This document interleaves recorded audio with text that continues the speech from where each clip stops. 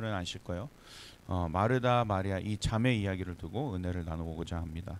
오늘 본문에 나오는 이 마르다 마리아, 예수님을 따르는 참 어떻게 보면 예수님의 절친이기도 했고요. 제자이기도 했고 본문에 또 성경책의 복음서에 가끔씩 등장하기도 합니다. 일단 마르다 마리아는 자매 관계이지만 오빠가 한 명 더 있었죠.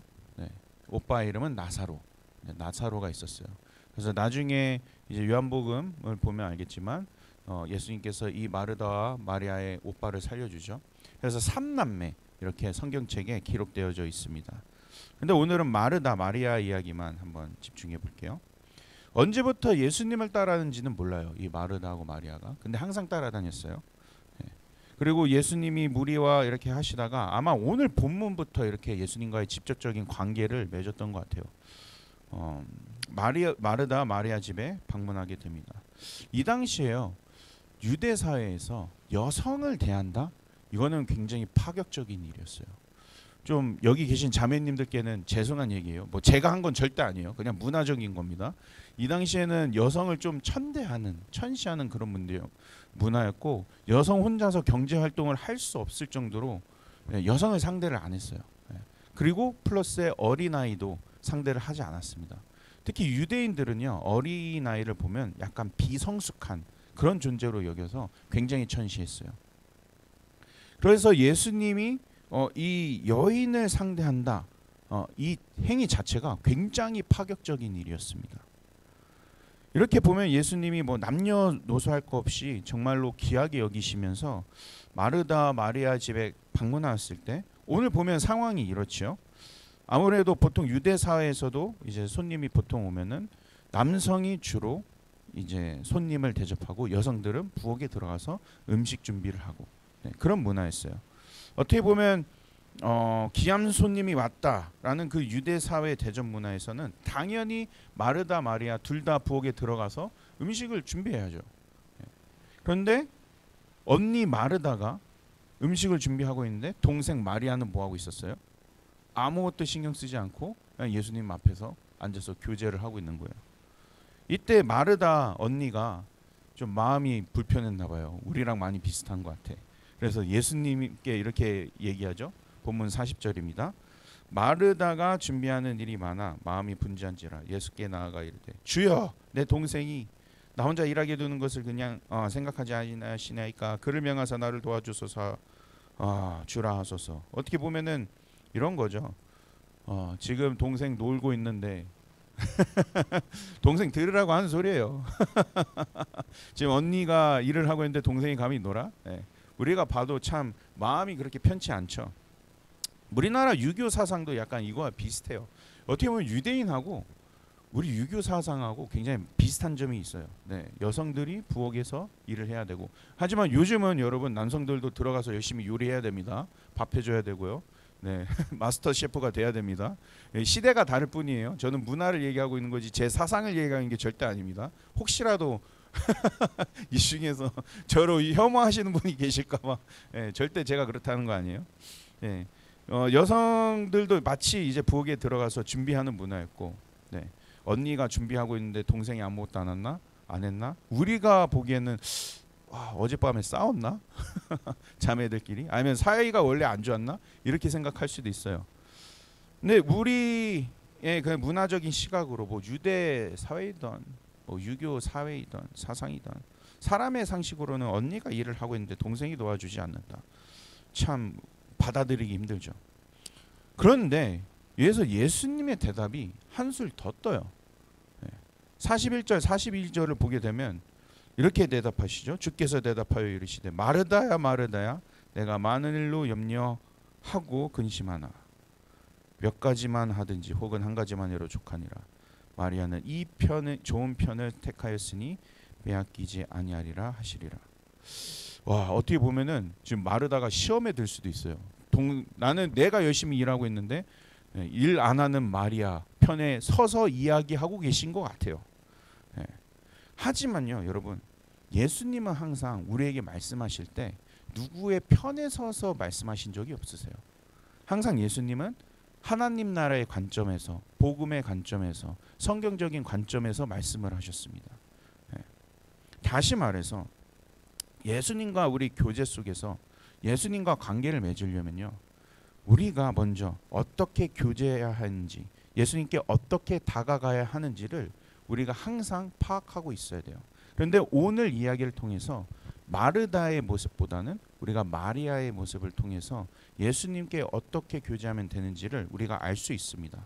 먼저 언니 마르다의 모습을 한번 볼게요.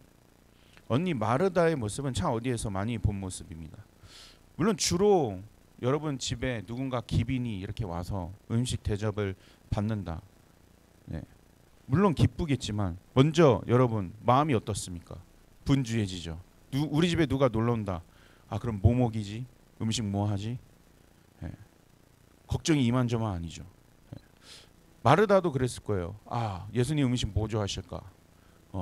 물론 이 당시에 팔레스타인 사이에서는 뭐 돼지고기는 먹지 않았으니까 소고기 좋아하실까? 해산물 좋아하실까? 야채 좋아하실까? 막 고민이 이만저만이 아닙니다.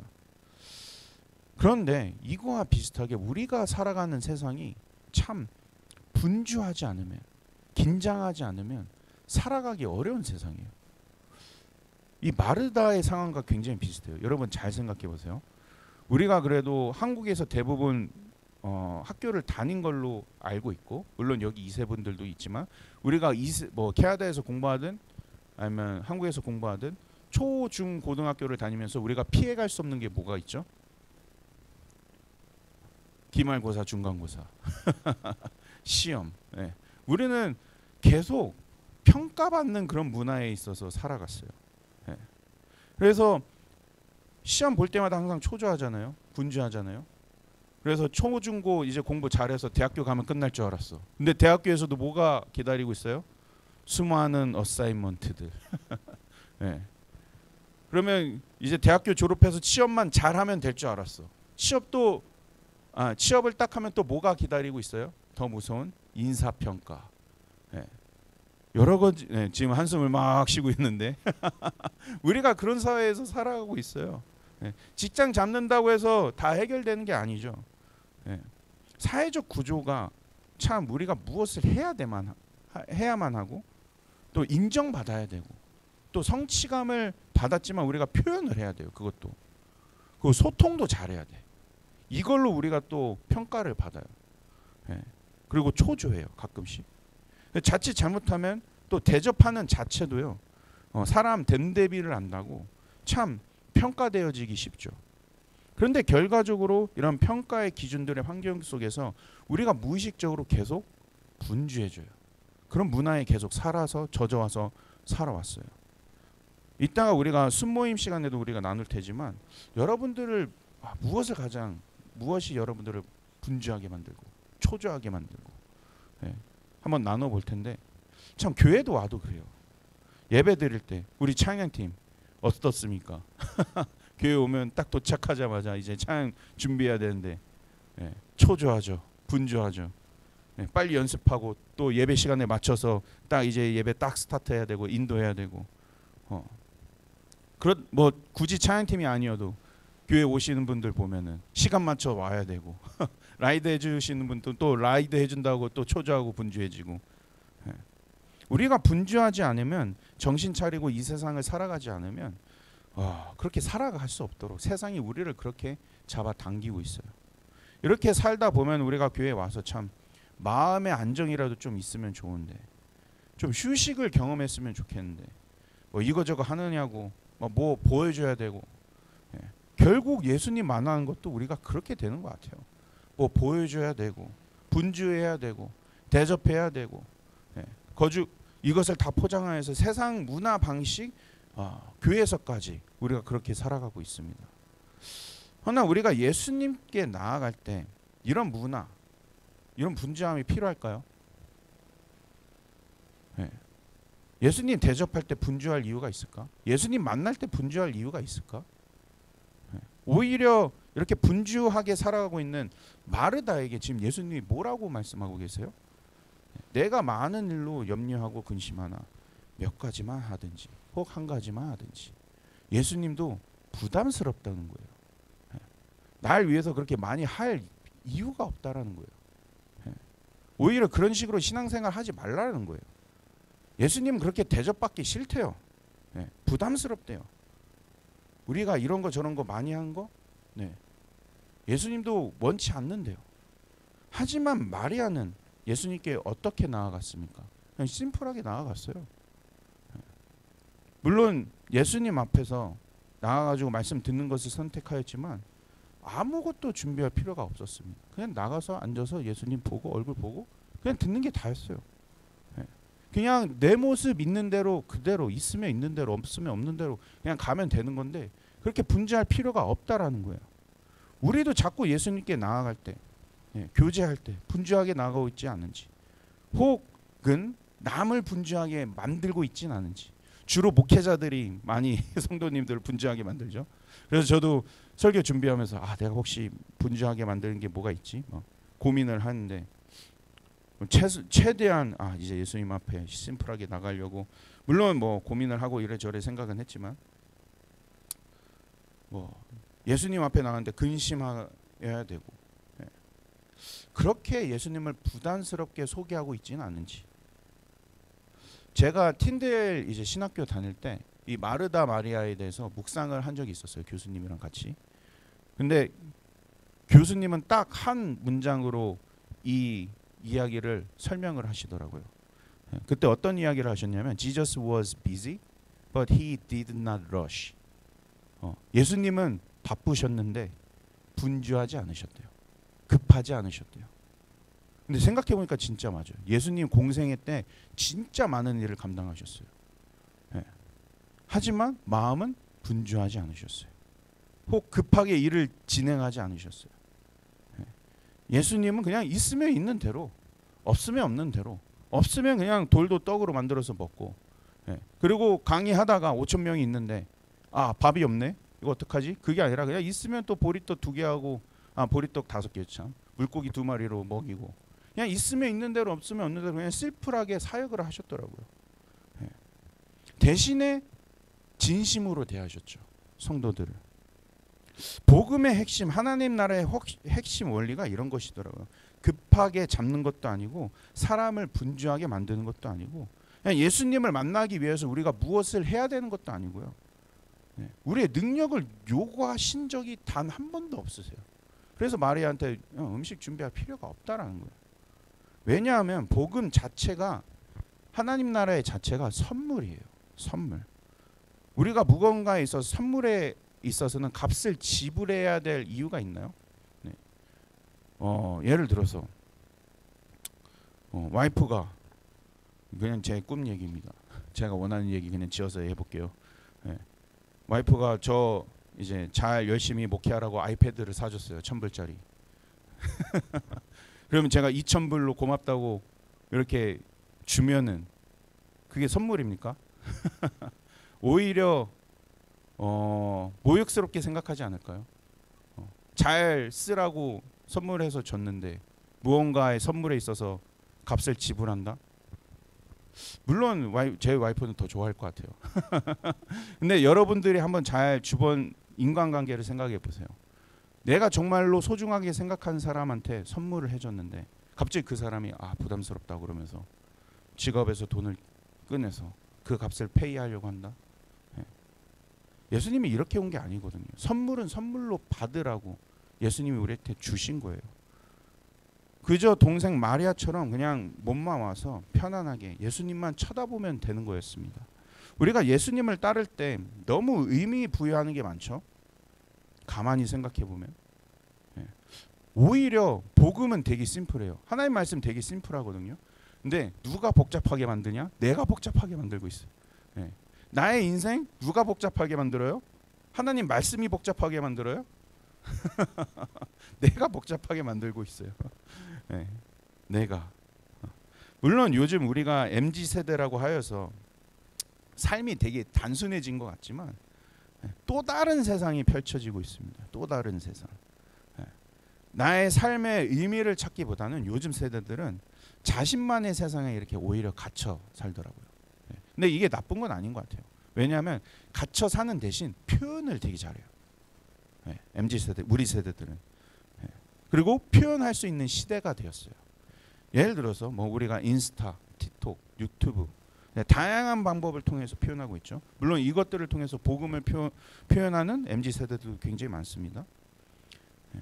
그런데 세상의 좀 가치관은 너 자신을 얼만큼 잘 보여주느냐. 그래야지 세상에서 공감할 수 있도록 나타내야지 내가 인정을 받고 내가 사회에 들어갈 수 있고. 오히려 요즘 그 한국도 취업하기가 되게 힘들더라고요. 이렇게 친구 얘기 듣고 뭐 저번에 이래저래 들었지만 나만의 포트폴리오를 굉장히 잘 만들어야 되더라고요. 예.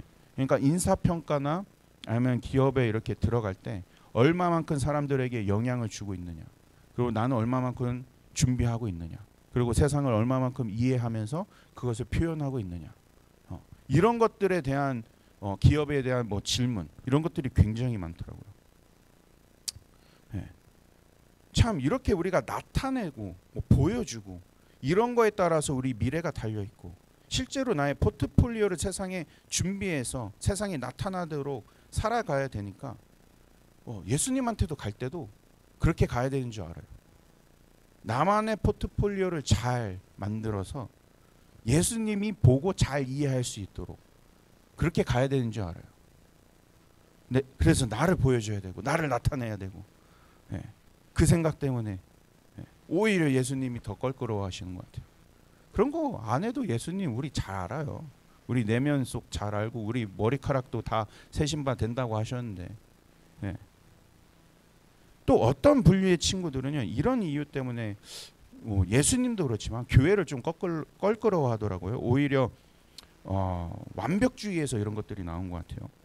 나의 삶의 습관에서 뭐 기호식품을 섭취한다든지 아니면 술을 즐겨한다든지 다양한 오락들로 인하여서 예수님은커녕 교회를 등한시하고, 교회도 많은 것을 규제하면서 제한하다 보니까 한편으로는 이런 이유 때문에 교회를 껄끄러워하는 사람들이 되게 많은데, 물론 우리가 예수님을 알아가면 알아갈수록 이 세상의 가치관과 이렇게 자연스럽게 멀어지는 거지, 우리가 뭐 처음부터 그걸 배제하고 뭐 그런 게 절대 아니거든요. 예수님을 알아가면 알아갈수록 우리가 세상에 있는 습관과 이렇게 멀어지는 거예요. 근데 세상과의 습관을 먼저 막 다 버리고 예수님을 따라야 되는 것처럼, 그렇게 완벽주의로 가야 되는 것처럼 포장할 때가 굉장히 많잖아요. 이거 되게 부담스러워요. 네. 한편으로는 뭐 담배와 술 규제를 제한하다 보니까 젊은 세대도 그렇고, 근데 이거는 젊은 세대도 그렇고 어른들도 굉장히 싫어요. 교회 안 나오는 뭐 이유, 넌크리스찬이랑 얘기하다 보면 언젠가 뭐 제가 뭐 술을 끊는 날, 뭐 담배를 끊는 날, 저희가 뭐 교회 갈 생각 그때 한번 해보겠습니다, 이렇게 대답하신 분 많은데, 오히려 예수님은 어떻게 대답하셨어요? 마태복음 9장 12, 13절에 보시면 예수께서 들으시고 이르시되 건강한 자에야 의사가 쓸데없고 병든 자라에게나 쓸데있느니라. 너희는 가서 내가 궁유를 원하고 제사를 원하지 아니하노라. 뜻이 무엇인지를 배우라. 나는 의인을 부르러 온 것이 아니요 죄인을 부르러 왔노라. 완벽한 사람 부르러 온 게 아니에요. 뭐 준비된 사람 부르러 온 게 아니에요. 이 정도로 뭐 어느 정도 레벨이 돼가지고 막 그 정도로 성인이 돼서 그런 사람 부르러 온 게 아니래요. 그런 거 준비할 필요가 없대요. 그냥 심플하게 오라고 지금 예수님이 말씀하고 계신 것입니다. 오히려 예수님은 이 땅에서 우리와 함께 하실 때 주로 누구 먼저 찾아가셨죠? 대단한 사람들, 왕 먼저, 뭐 황제 먼저 찾아갔나요? 아니면 유명한 인플루언서 찾아갔나요? 아니에요. 예수님 찾아간 사람들 잘 보세요. 병들고 연약하고 없고 희망조차 없는 사람들. 오늘 이제 저도 어른 설교하면서 그 얘기를 묵상하면서 설교를 했었지만, 진짜 예수님이 그런 사람들 찾아갔었구나 다시 한번 느끼더라고요.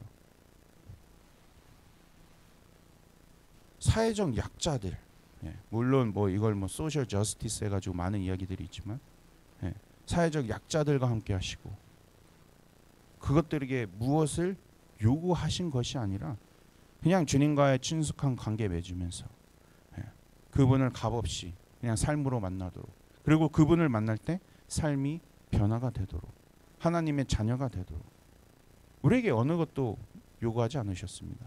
우리가 잘 아는 삭개오 이야기 아시죠? 삭개오. 네. 삭개오가 뭐 예수님 만나면서 뭐 대단한 거 했나요? 그냥 예수님 만나니까 그냥 고백한 거예요. 네. 예수님을 딱 만나 보니까 그냥 나아갔어요. 그냥 뭐 삭개오가 한 일, 뭐 뽕나무 올라가가지고 예수님 보려고 했던 거 그게 다예요. 그냥 예수님 만나고 나니까 아 내가 뭘 해야 되겠다. 그때부터 삶이 변화되어진 거지. 나의 삶을 변화시켜서 먼저 변화시키고 가지 않았습니다. 예수님은 우리에게 어떤 것도 요구하지 않으시고 능력의 제한의 기준에 제한을 두지 않으셨어요. 그래서 이제 설교를 마무리할게요, 여러분. 아직도 마르다처럼 여러분 분주하게 살아가고 있어요. 뭘 준비해야 되고 평가해야 되고 남들 저지해야 되고 그러면 내가 좀 더 올라간 것 같고. 네. 그래서 무엇을 위해서 뭐 바쁘게 물론 세상에 이건 가치관을 제가 얘기한 거예요. 네. 그래서 바쁘게 살아가야지. 아, 이 정도 돼야지 예수님을 만나겠다. 이렇게 살아가고 있습니까? 아니면 마리아처럼 그냥 있는 그대로 주어진 그대로 내 모습 그대로 예수님 만나려고 힘쓰고 있습니까? 네. 예수님 교제하실 때 여러분 이런 마리아 같은 교제를 하셨으면 좋겠습니다. 그냥 오셨으면 가서 앉아서 듣는 거 이렇게 심플하게. 네. 자 이제 결단 찬양하고 우리 기도하는 시간 갖도록 하겠습니다.